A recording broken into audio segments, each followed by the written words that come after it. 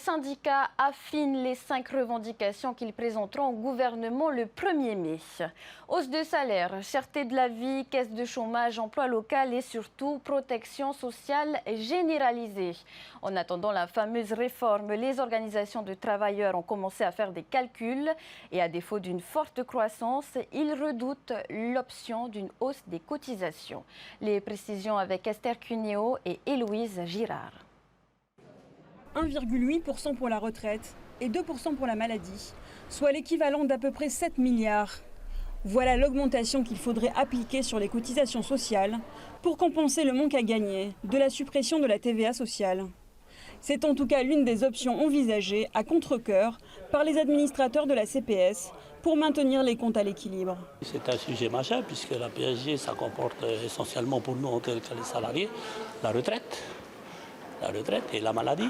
Et si malheureusement on ne se trouve pas les fameux taxes sociales qui est rapportées à la CPS, 9 milliards, on ne les a pas, il faudra qu'on augmente les cotisations. Et pensez-vous bien que si on augmente les cotisations, les entreprises et les salariés ne vont peut-être pas être très contents.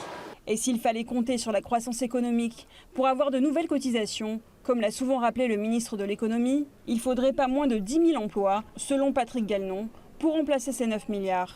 Vous savez qu'un SMICAR rapporte en cotisation à la CPS 900 000 francs, grosso modo 895 000 francs à la CPS. Donc faites le calcul, 895 000 balles, 15 000 francs par an, ça fait 10 000 emplois. Voilà. La seule proposition que j'ai entendue, c'est qu'on table sur la croissance.